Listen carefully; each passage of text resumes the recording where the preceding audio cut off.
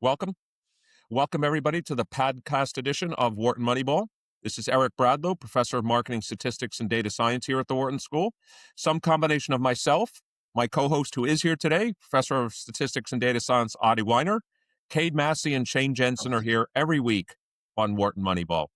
Adi, first, it's great to see you. It's always great to be back with the show. We're approaching 12 years of the show now. But one of my favorite parts of the show, I know it is yours, is when we get to interview people that actually apply statistics and data science in the real world. And today, not only is today no exception, but probably someone that has impacted, you'll talk about this, Adi, I'm sure, which you can talk about the big data bowl and how it's impacted you and your ability to train our students.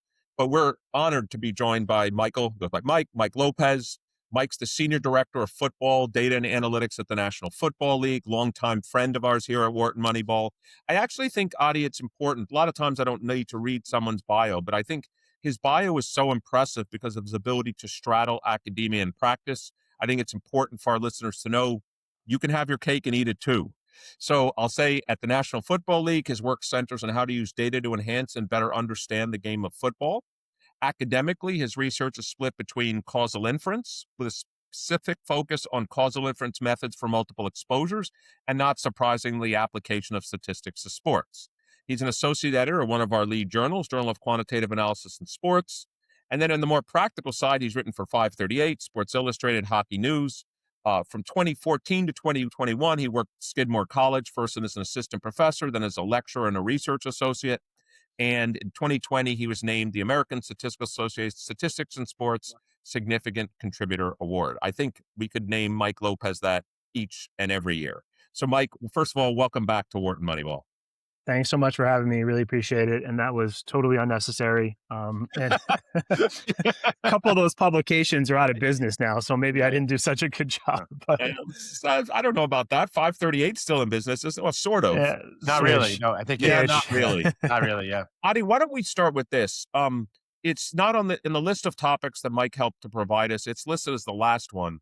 But since, as you know, the Big Data Bowl meant so much to my son and my family, could you start, Adi, and just talk about what the Big Data Bowl has meant for you? And then it would be appropriate for you to ask the question for Mike about the 2026 one and the impact it's had, and maybe tell people what it is. Okay, so I mean, I can, from our perspective, the Big Data Bowl, you started it as when Eric, when your son Zach was a senior, it was the first year, and we weren't even Wasabi hadn't even existed yet, and its kernel existed as a seminar that I was running every Tuesday afternoon with just my great students who are interested in statistics and sports. And that included Zach, Andrew Castle, and some other students. And when you had the Big Data Bowl, they just jumped on it I didn't even know about it. I don't think it hit my radar. The students found out about it much faster than I did. And I remember the timeline was terrible. It was like right around finals week. I mean, I don't know what you did, but you set it up so that it was right during their finals. Yet they managed to put together a winning entry. And it was a terrific opportunity. And we've jumped on it. And almost not every year. It depends on what the question is. And actually, for us, it really depends on how statistical it is, as opposed to how almost maybe AI the question is, or how the goal is to learn something about football from a statistics lens, or maybe you're trying to do forecasting. So we don't always participate, but we've had many, many teams be finalists and honorable mentions. And of course, even many students who did Moneyball Academy with me, they went on to do the Big Data Bowl with their different schools that they went to. And we've had many winners who are not at Penn, but did Moneyball Academy. So it's a hugely important enterprise. And we're delighted, Mike, to have you here and for the invention of the contest. Can you tell us about it, and just tell us what made you guys started at the NFL? Could you tell us about the 2026 version? And we'd love to just hear the impact it's had on you personally and the NFL. Yeah, I mean, in the field of dreams, it's if you build it, they will come, right? In football, it's if you have the data and share it, they will analyze it. And that's been the motto. Like when I started in 2018, it was the first year that the teams had the player tracking data.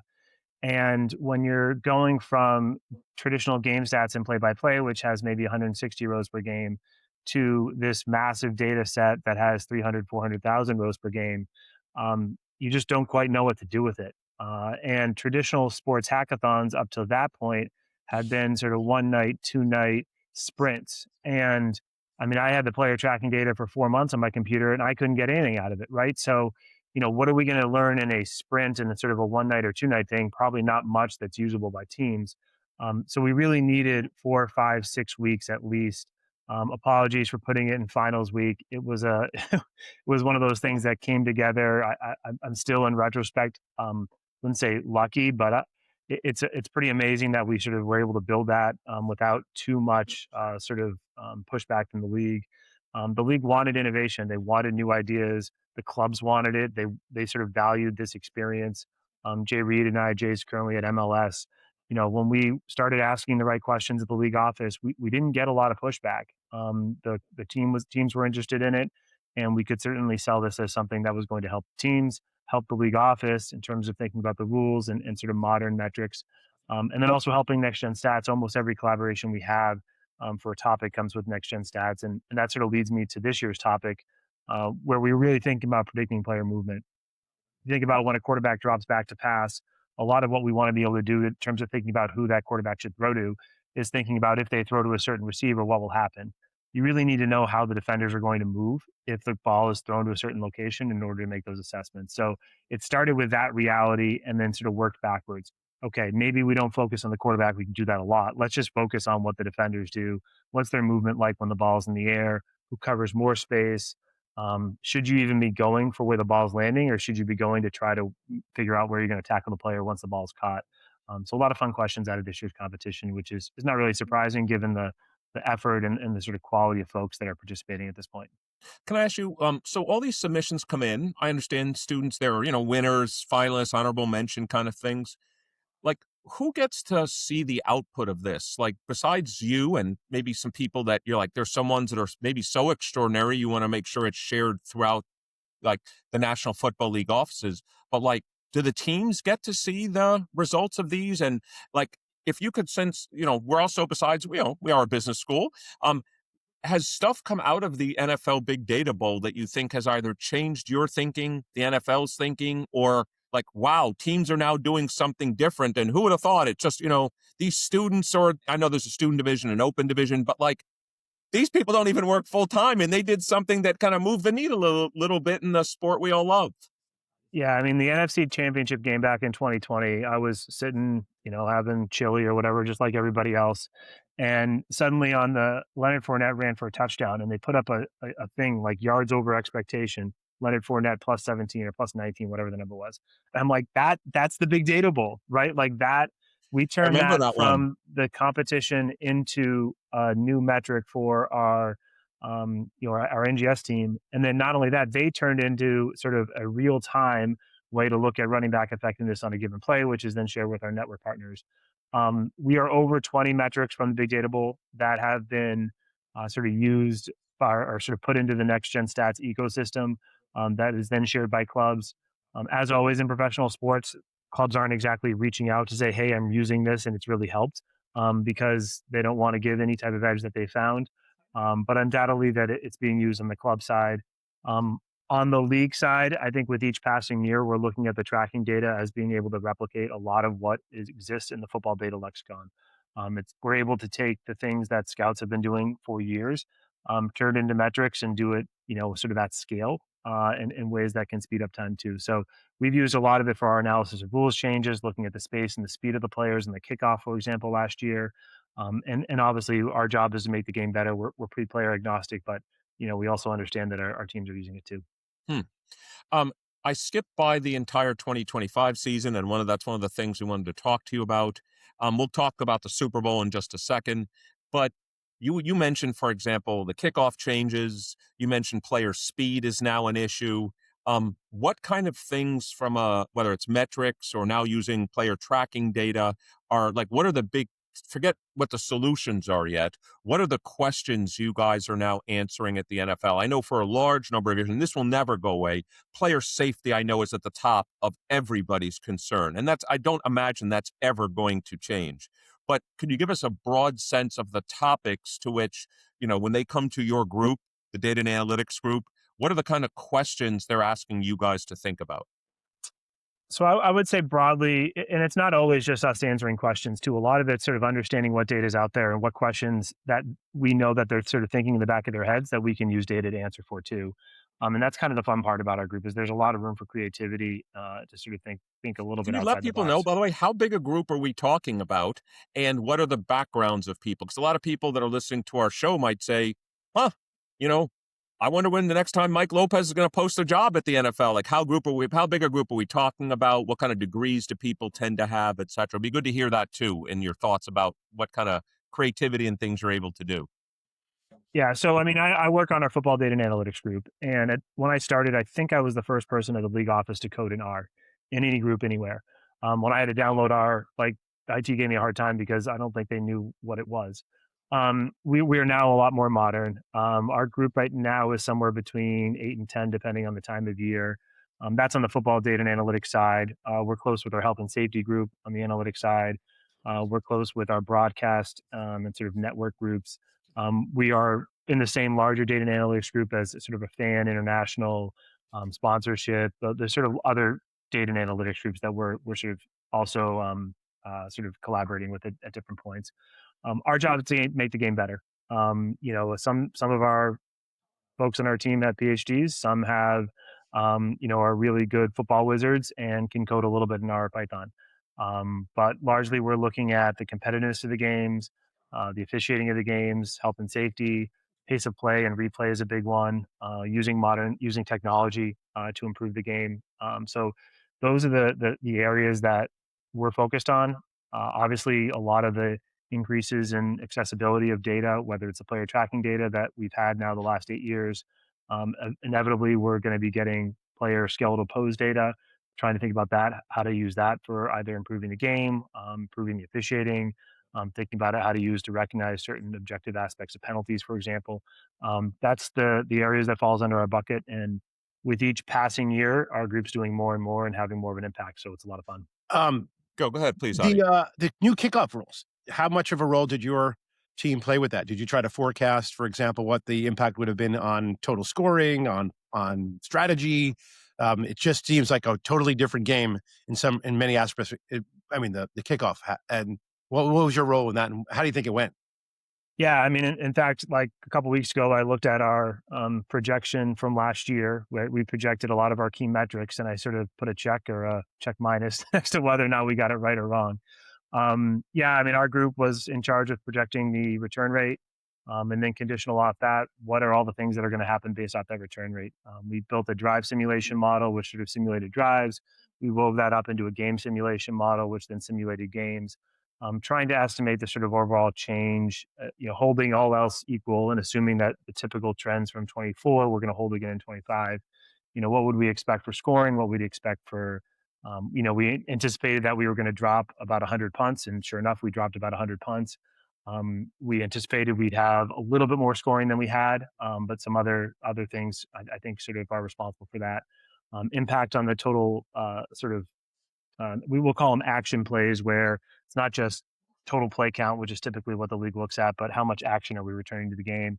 Return yards. Obviously, you can take a lot of those things and then turn them into projected injuries and things like that. So, working with the folks in the various leagues or league office to sort of come up with a encompassing reflection of what that impact would be. So I have two follow-up questions to Adi's question, but it's on the same basic topic, but it's something, Mike, you just mentioned. Since Adi and I are exactly the same age, graduated the same time, in our days, you had to know what I'll call mass stat. You had to build, let's say probabilistic models, et cetera. Now, a lot can be done by simulation. So I'm just interested, how much of what you do is simulation based? And in some sense, let's let the power of computing, handle the complex. In some sense, I'm not saying math's not important. Math's always important. But if we can just simulate because of massive computing power, bazillions of outcomes, let's let that decide things. Yeah, I mean, in fact, the two most recent rules changes that our group has had an impact on, the kickoff being one of them, and then the other one was overtime. I mean, our overtime model, there's no empirical data to measure against. So what we did is we took play data, we simulated drives, we simulated what an overtime would look like, And then we got our estimated impact of the sort of new overtime rule. So I wouldn't say we're always simulating, but it's certainly a tool that we'll want. And depending on the question that we're after, it's certainly important to be able to use. The next question is kind of a selfish question for my own knowledge and how you think about this, only because I was just teaching it today to my MBA students. I'll call it and for our listeners, it'll become clear what I mean, which is a multi-attribute objective function. And what I mean by that is you change the kickoff rule. Okay, so certain things get better, maybe certain things get worse. So there's multiple metrics or attributes you care about. And of course, any real decision maker has to decide how to trade off these different things. So I'm not asking you for the secret decision making of how the NFL does that, but I'm just asking you more broadly. I would imagine any rule changes you think of, they're not Pareto dominant in the sense that they improve every single metric the NFL would ever want or the teams would want. I'm just interested how you approach those kind of problems from a leadership perspective and thinking about it. Yeah, I mean, that is exactly how we approach it, right? Like, so when we did overtime, we had a scale, and depending on where you put your thumb on the scale was going to pick your favorite overtime format, right? Do you want equity of the coin toss? Do you want the overtime to end fast? Do you want it to be explainable to fans quickly? Do you want it to have sort of a traditional kickoff and punt play, right? So depending on where you were going to put your thumb on the scale there, that was going to pick your favorite overtime format. We changed overtime because we wanted to sort of increase the importance or decrease the importance of the coin toss. We changed the kickoff because we wanted, we found a play that had an injury rate that was more in line with runs and passes. And as a result, we wanted more competitiveness. So yeah, I mean, I think our job is to be objective and to show the sort of full impact of a potential change or modification. And ultimately, we're after rules that will benefit, all 5 or 6 of the elements that we're after. And those are a little bit unique, and there's not always easy solutions to those, but that's ultimately what we're trying to do for the game. Well, let's talk now about the upcoming game in, I guess, 5 days, the Super Bowl coming up. I'll just repeat, and then I'd love your thoughts on this. So we had Aaron Schatz, someone I'm sure you know of and know well. We had him on during the season, and his comment was that Seattle and the Rams, by every, metric that he's ever created, which is a lot, that these were historically great teams, like measuring the last 50 years, like Seattle and the Rams, were in the top 10. And then he also commented that, of course, New England had like the third easiest schedule since 1978. So in your mind, like, how do you guys think about the Super Bowl upcoming? How do you think about the teams? And how does the NFL think about the game in general? And how do you think about these two teams? Well, it's funny, like all the things that Aaron said, we don't do. Like, we don't exactly care who our best teams are. We don't exactly care. We do care a lot about strength of schedule and sort of balancing and sort of understanding the impact of our schedule. But within a season, there's not much we're going to be able to do. And so as a result, there's not a ton of value in it. I do think it's interesting. This year set an NFL record with, I have 1,089 quarterback scrambles. So that means of every NFL season in our history, more quarterbacks scrambled this year than ever before. And I have New England number 2 in scramble rate. So I think the interesting part from our angle in terms of some of the long-term trends of the game is that New England has typically made its impact. Drake May in the AFC title game was no different. Throwing the ball, his numbers weren't great, but his impact was running the ball. Curious where that nets out. I know Seattle plays maybe the second highest zone rate in the league. So we're sort of a little bit more agnostic in terms of, caring which team exactly is going to win. Obviously, we have to be at the league office. Sure. But I do think that the New England quarterback is somewhat reflective of the trends and sort of where the game is going. An athletic quarterback that can do a lot. And when he doesn't see anything downfield, isn't afraid to run. Certainly, before I get to Adi, it's certainly an interesting matchup because you correct me if I'm wrong. I would assume, but maybe I have pretty good knowledge of football. A zone-based team could be more susceptible to a running quarterback. Is that in general the thought, just to make sure I'm clear? I think the idea is that they'll prevent big scrambles because they're in the zone. If you go man coverage and your players are staying on their players, conceivably you open up big gaps. Good point. But you could also assign somebody to the quarterback, in which case maybe you'll stop them right at the line of scrimmage. So my sense is that there'll be 3, 8, 10-yard chunks there for Drake, but maybe not the big ones. But not obviously a prognosticator there.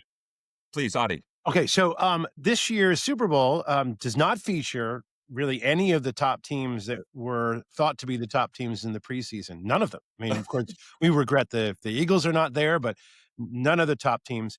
In fact, each of them had less than 4% probability of being in the Super Bowl, let alone winning it. Yet here they are. So I just ran a quick simulation. Turns out that 1 out of every 20 years, you'll get 2 long shots in the Super Bowl, at least if you trust the preseason's odds and let them run. Yep. That there's any of these 2 specific teams is actually much smaller, but that's not the right question. So I'm gonna ask somewhat of a causal inference kind of question to you without data. Is there anything about the way the season played out or anything about the way the forecasts were made preseason that suggests that we were just not getting it? And that these teams, which in particular Seattle, but certainly New England as well, turned out to be terrific and we missed that. Is there anything about the way the game has changed? You described scrambling, potentially other outcomes that have made the models kind of off their calibration early on, and that in fact it took a long time before people decided that New England was any good, maybe because they just couldn't get over Tom Brady was not leading them or some sort of narrative. But I'm very curious to know that people who think deeply about the game in terms of structurally, what you think of the fact that we have 2 preseason long shots playing each other. It's certainly a trend that we at the league office would be wanting to watch. We've done a lot of stuff with the equity of our schedule, right? We have 3 standings-based games after the year, where one seeds play, one division, number 1 division winners play other number 1 division winners. And so understanding the impact of that, I believe both teams this year played the NFC South, which wasn't exactly our strongest division. Mhm. So that might have played into their records, which then obviously played into Seattle getting the number 1 seed, New England getting the number 2 seed, and the strength of schedule thing that I know Aaron's talked about. And part of this is stuff I had done before the NFL too, but we've compared our sort of playoff format and structure to other leagues and have a good sense that it's a single elimination tournament. A lot can happen. These 2 teams put themselves in pretty good position based on the regular season. So I don't think anything necessarily that happened in the postseason is that surprising.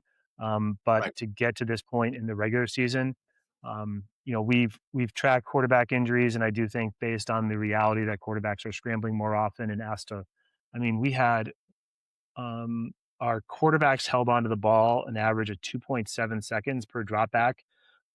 That's it doesn't sound like a lot, but that's 0.04 more than a year before that, and it's 0.20 more than it was a decade ago.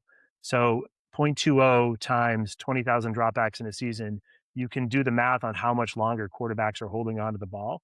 I don't think it's as much just the quarterback wanting to hold the ball and wait. Obviously, defenses are in zone; they're further back, different personnel. There's just not as many people open. So conceivably, if you put the extra emphasis on the quarterback position, it's certainly the trends of their availability is something that we at the league office would be wanting to follow. And adding noise to that, right, is only going to sort of increase the variance in terms of who moves on. I think Adi's point also brings up an interesting question from a league office point of view, which is, let's imagine it happens for a significant number of years that one or both teams in the Super Bowl were, not preseason favorites. Now, one is the NFL could say this is a good thing. In some sense, this is parity. This is lots of, there's no longer going to be the years of dynasties. That could be good. Another thing you could say is, maybe this is implication. I'd love to hear your thoughts too, Adi, on this. Maybe our preseason models need updating, and that's not the NFL's business. Like, it could be just the models aren't great. The other could be the NFL says, you know what? Maybe we need to redesign the postseason in some way to make it so that, I'll make it up, it's not as easy for someone to sneak in as the 7th seed, although that's not what happened this year. And it's not as easy for that team to make its way through and make it all the way to the Super Bowl. So let me start with you, Mike, and then Adi. How do you think about, is this an indictment on preseason models, or does it have implications for how the NFL thinks about designing a postseason tournament?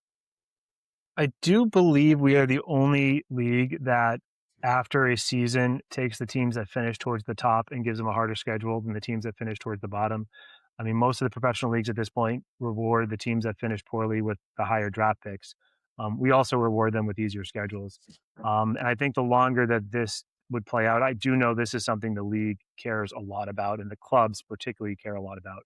Last year, we tried to push we found like there were a lot of positives about a proposal from Detroit that would have seeded the postseason teams based on winning percentage.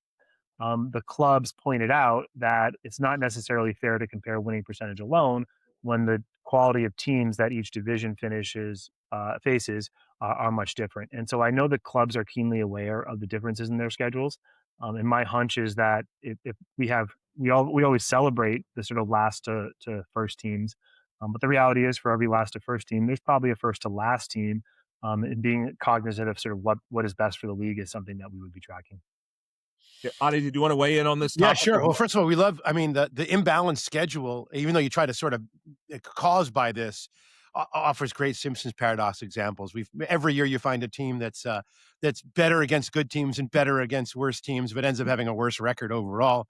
That's the classic confounding. And so we enjoy that. By the way, might be the Tampa Bay Buccaneers, my team this year. They beat Seattle in Seattle this year. Yeah. They also beat, I forget who else they beat the Rams. I think they lost to New England by 3 points, and then they couldn't beat the Saints, Atlanta, the Panthers. They couldn't Miami. Right. That inconsistency is a football issue. When I'm talking about teams that beat the better teams they have a lower winning percentage against better teams because they're good teams, and they beat the poor team better than another team who's got yet because the team has a just imbalanced schedule, their overall record, it looks a lot better. And that was why people didn't trust New England, because their record was so built upon beating up on weak teams that we felt we had no substantive estimate of how they would do against strong teams. I will say that I don't think it's in MLS, which is soccer.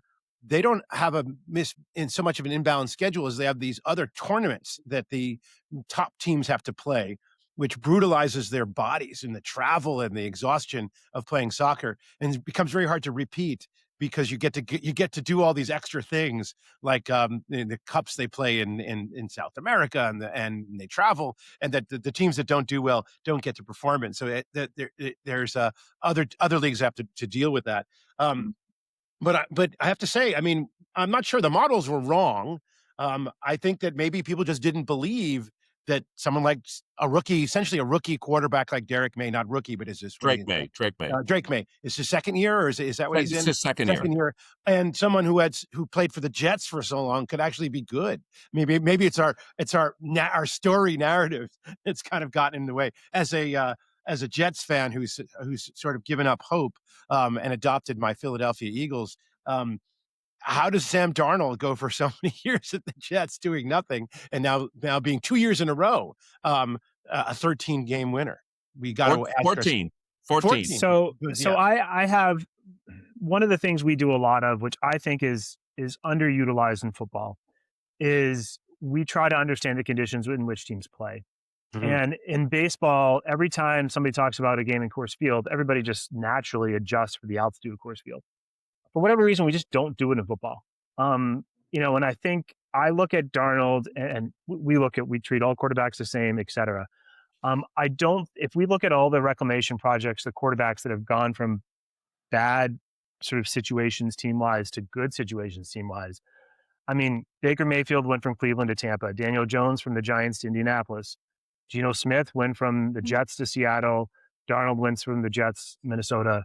All those teams went from outdoor stadiums, cold conditions, tough conditions, to domes or indoor stadiums in easier conditions.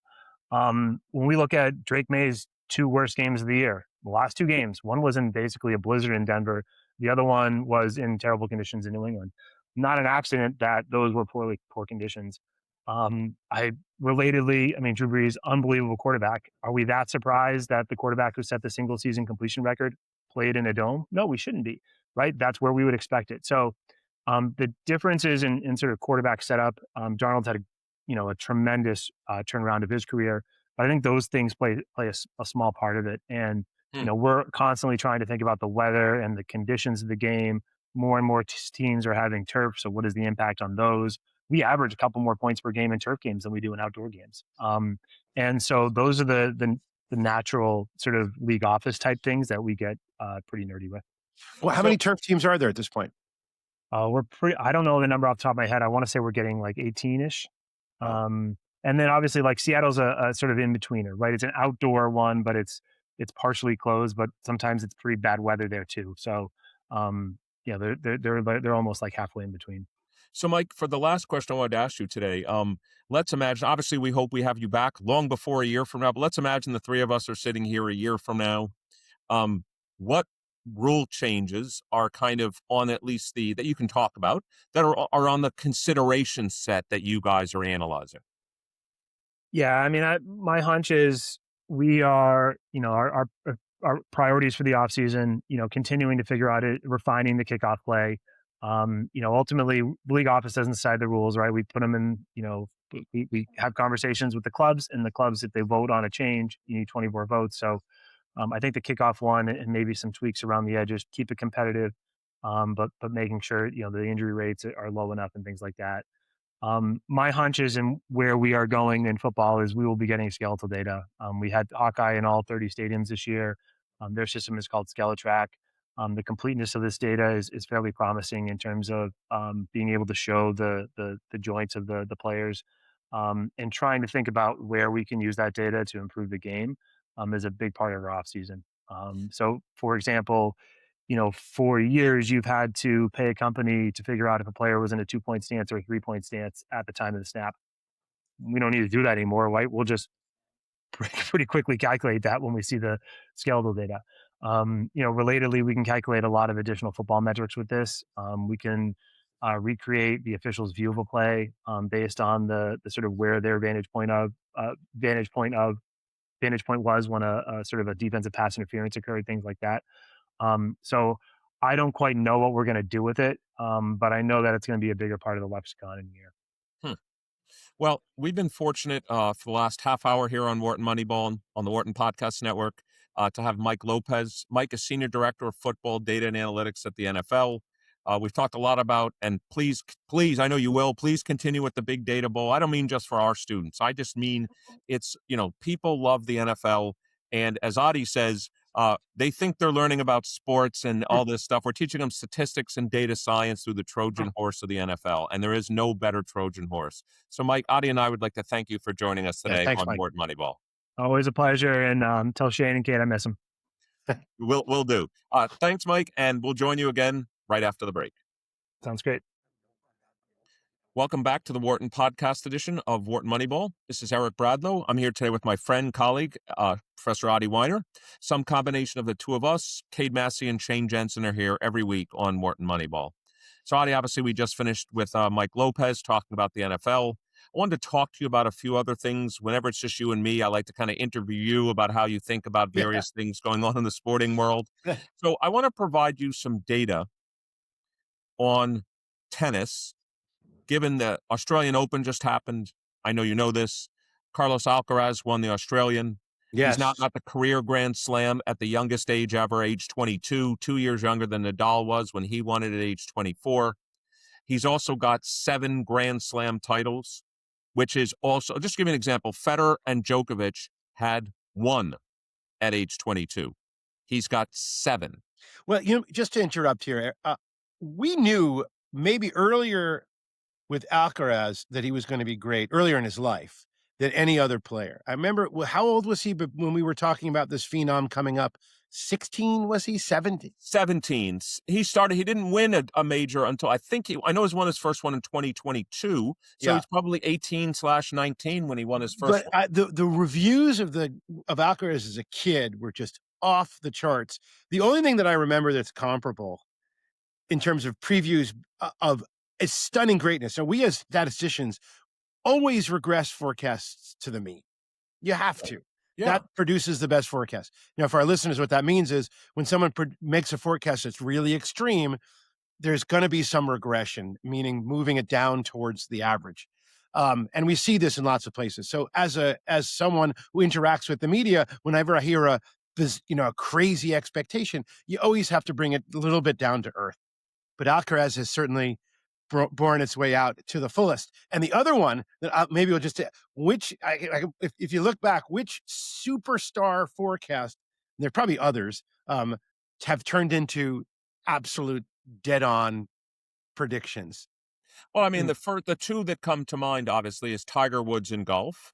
And certainly Tiger Woods in golf. No, Tiger Woods in golf. LeBron James in basketball. Yep. LeBron was, at age 15, people knew about LeBron James, and he entered the NBA at age 18. Be Bryce Harper, you think, in baseball? I don't think Bryce Harper is at the level, obviously, of a Tiger, even comparable. No, he's not. But so in some sense, he's regressed. He's going to be He in the Hall of has. Fame, right? He's a Hall of Just to show Famer. you. But he's not going to be tier 1 Hall of Fame. No, way. he's not going to be a tier 1 Hall of Famer. I'd have to think about the other sports. And there's one in baseball that I think his career is only halfway over. And it's not Aaron Judge, because he was never forecasted to be terrific. I'm just trying to think who you're thinking about. Was it Juan Soto? No, Juan Soto didn't have Mike that. Trout? It's now certainly nobody predicted Mike Trout until he did what he did at age 19. The answer is Shohei Ohtani. Yeah, but he didn't join the MLB until what age? What age was he when he No, joined? it's not that. No, it was one. So usually we discount Japanese performance in the Right. Japanese leagues. And so I remember listening to Neil Payne on his show Hot Takedown, talking about this insane forecasting. And he was, of course, gave it a statistical spin, saying no one ever lives up to the hype of being top in 2 positions. It just doesn't happen. But he was forecasted to be a star pitcher and a star hitter. And I remember listening to this and thinking, no way. He'll end up being one and not the other. Yet here he is being both. And so he's my example. Let me ask you to do a little forecasting here. So we just said Alcaraz has 7 majors. Okay.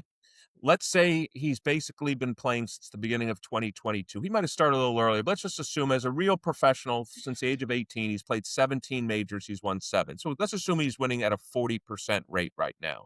Right now, he's winning at a 40% rate, although he's won 5 of the last 9. It's fine. If you had to project out, I'm not going to ask you for his career. We go out another 5 years, okay? So 20 majors. Is there any reason why I shouldn't predict he'll have 8 more, which is 15? Well, okay. So he's been healthy, correct? He has been healthy for, okay. I'm trying to decide if he's missed any, because you're right. What you're pointing out also is there's no doubt if Rafa Nadal hadn't been injured in his career, he might well have the most majors. He has 22, obviously Djokovic has 24, but Nadal missed years worth of majors. Djokovic, I don't know he's ever missed one. Federer wasn't that injured in his career. Nadal was. You're right. So we have to take into the probability. Right. So he could miss some. Right. So he's so that your 8 forecast is just sliding over the previous fraction, rolling it forward. Now he's heading into his prime, right? So he's not even no.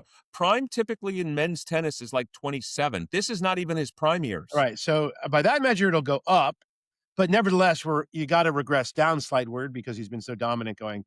It's such a tricky thing. Also, what really, really, really changes the forecast is who emerges to oppose him.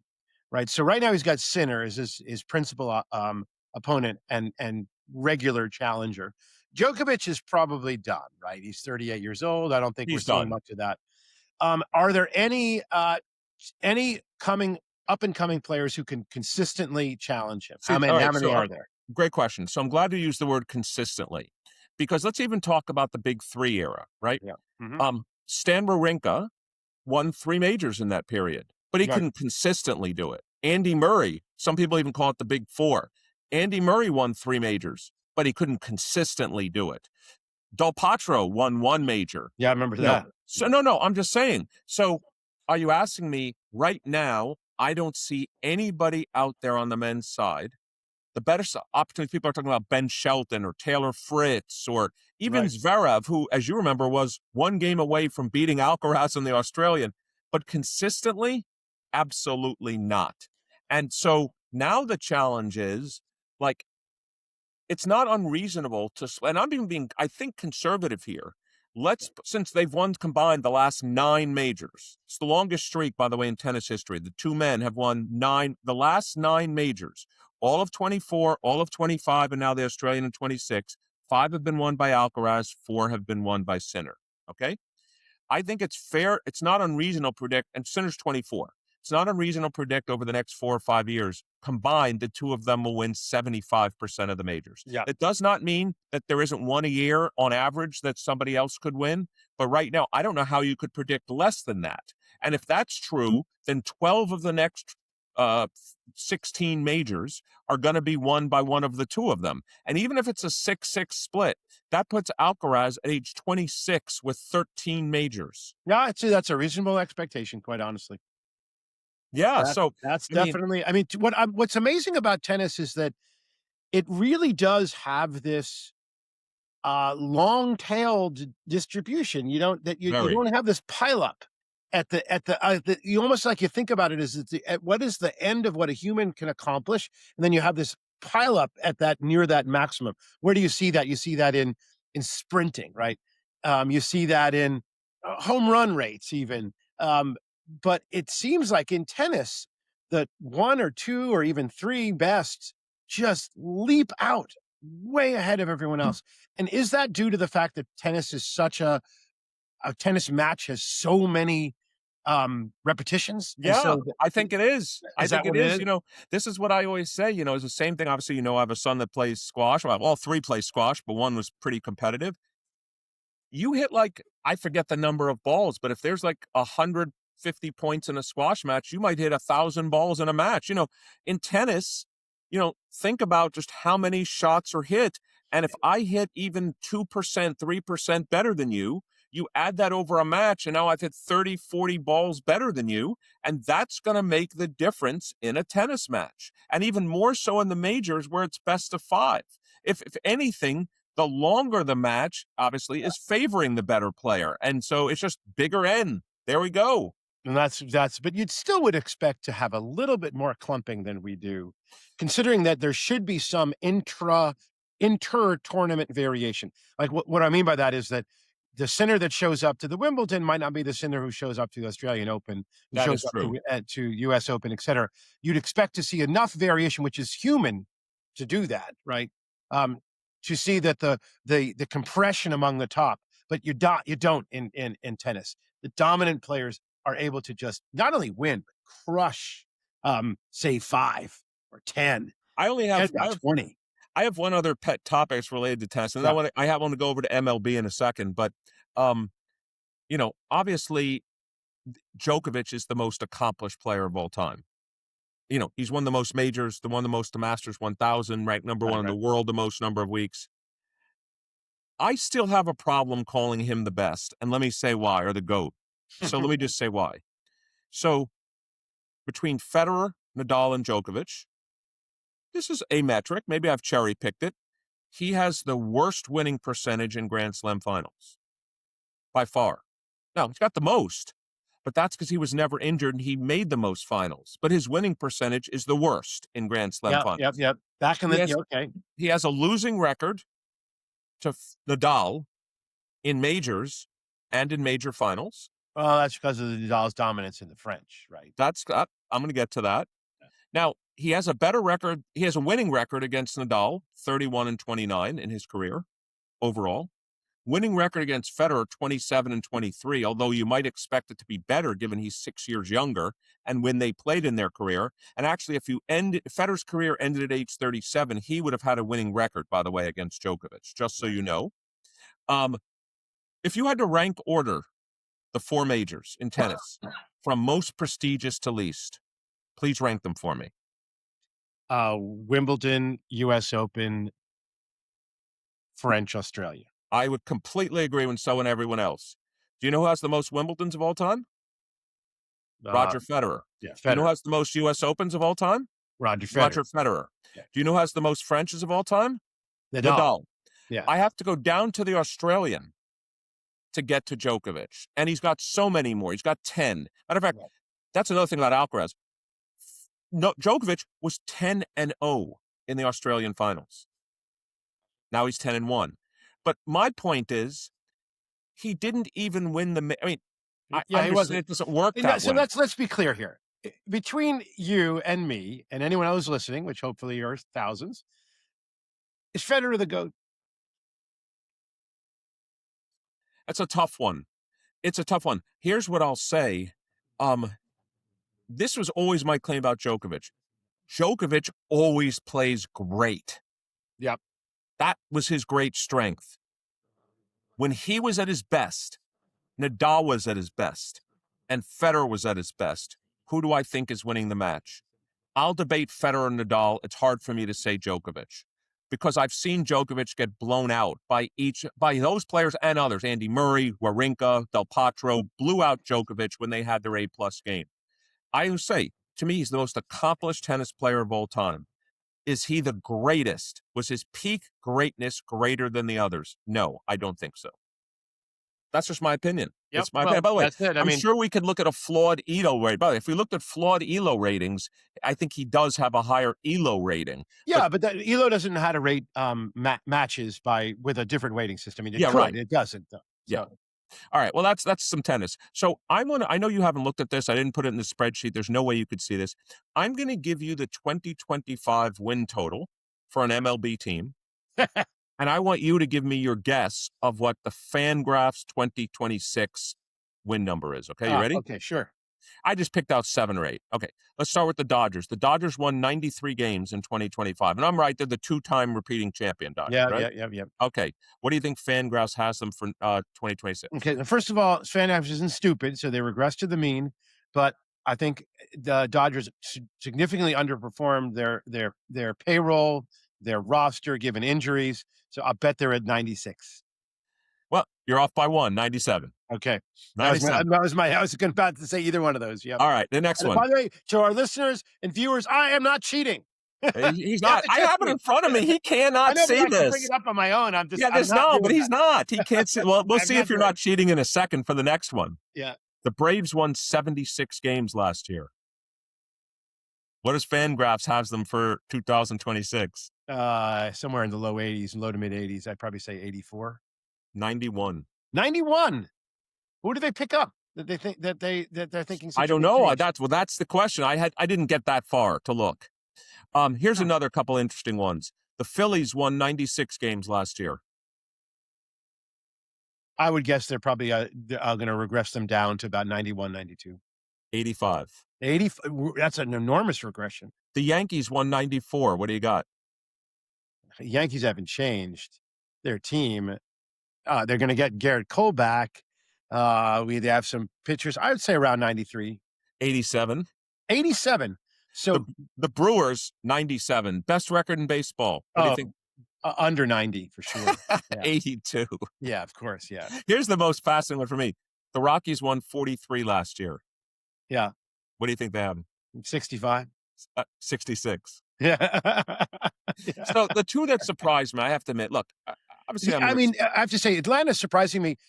I mean, to predict them that high, that's why I gave them slightly above average, right? Why would you pick them to be as high as the Phillies?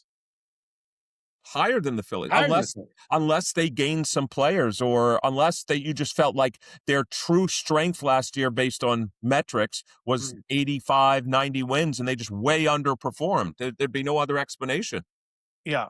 It's interesting because one of the examples I'm doing with my class is to measure organizational advantage in terms of wins above payroll expectation. Oh, that's a great metric. And it's actually, many people have done this and they've actually done it incorrectly. A standard way to do that is to build a model that predicts wins as a function of payroll and then residualize each team and then average. But if you do that, you don't control. You say average over years? Yeah. So in other words, every season. Yeah. So you take 20 years worth of data, you predict the wins as a function of payroll. And then you and standardize it because money changes its value. Yeah. So you do whatever standardization. And you're telling me that's not right? What's that? That's not right. No. So if you do that, that's what I would have done. Yeah. The problem with that is that what happens, as we imagine, that better management gets more money. Then you have a confounding. The worst teams, the organizations that are the worst, could end up with very low payrolls. Causally. Yeah. And if you think causally, which is essentially what we're trying to get at, you're going to have a confounding component. And you see this in sports all the time. See this in field goal kicking, right? No, but so if you try to model computing the conditional distribution of the number of expected wins given the payroll. So the standard way of people have always done this is they predict wins given payroll. Then you build that model. Then you residualize for every team, and you take your average residual. The problem with that is that if there's confounding and the teams that have a lot of money also have good management, you'll absorb the managerial effect with your estimate of the payroll. So a classic example is, and by the way, this undermines the Yankees, for example. Yankees don't particularly overperform their payroll, but if on the other hand you say to them that that high payroll is given to them because they're run well, you can think about it like that. So an alternative way to do it is you residualize each team's winning percentage and their payroll, and then you predict their residual winning percentage versus their residual payroll. So the Yankees are judged by how much more money they're paying than what they average in a given season, and you compare the Yankees to how much they, and that mathematically corresponds to a fixed effects model, and that's the one that I come up with. And what's interesting is Oakland A's are still at the top, no matter how you calculate it, but the Yankees move into like fourth position. And the Atlanta Braves and the St. Louis Cardinals are the two teams that are in between them. So the actual value of the, and I don't have the lecture notes. If you give me a second, I'll probably be able to pull it up. But at the actual value of the in terms of wins above expectation after adjusting properly for the team quality, for the Oakland A's it's around 6. For the Yankees it's around 3.5.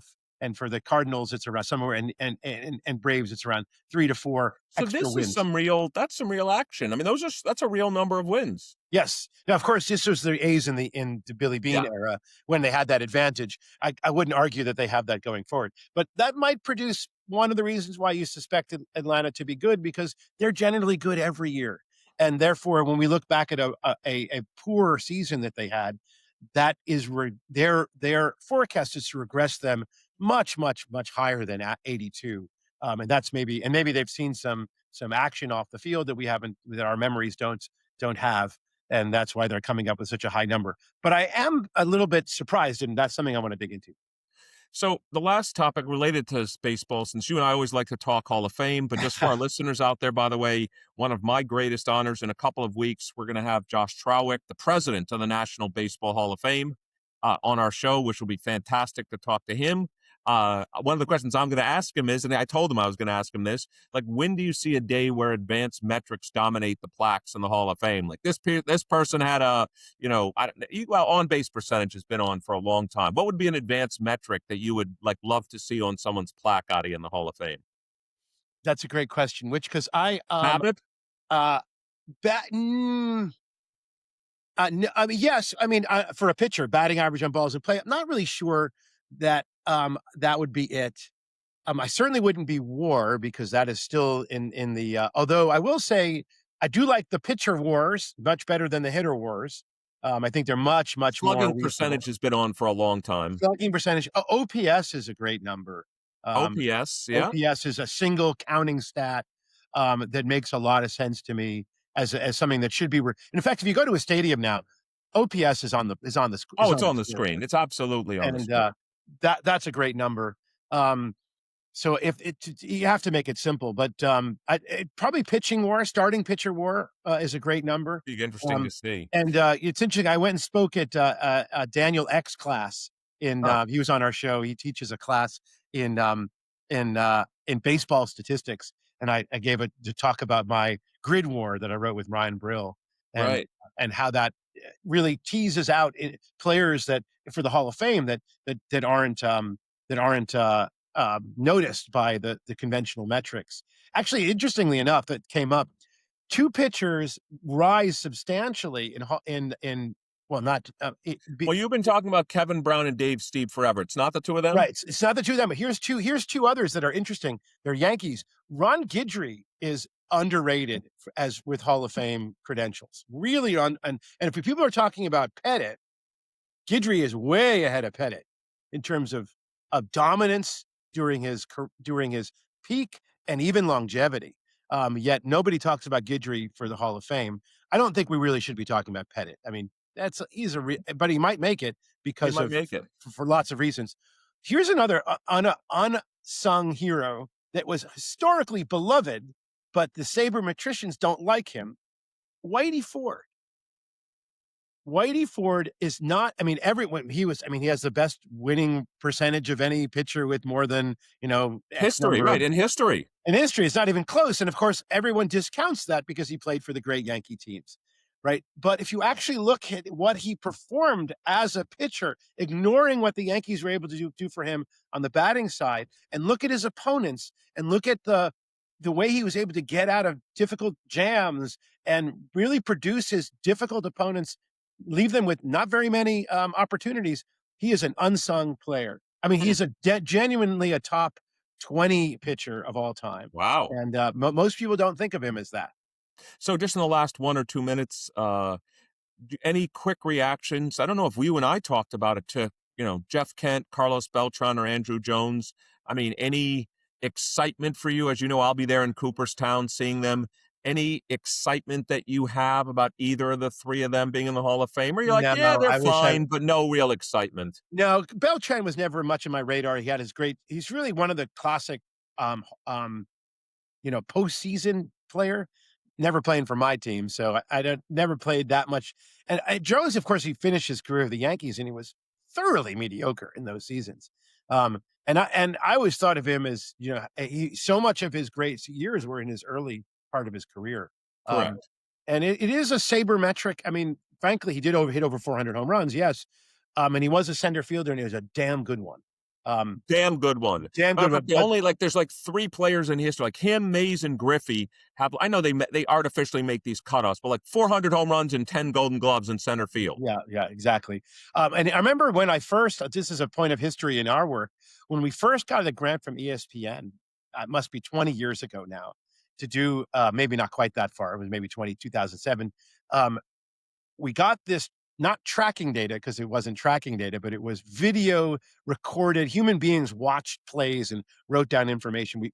ESPN bought that data for us, and that launched my sports analytics research line, and Shane's as well.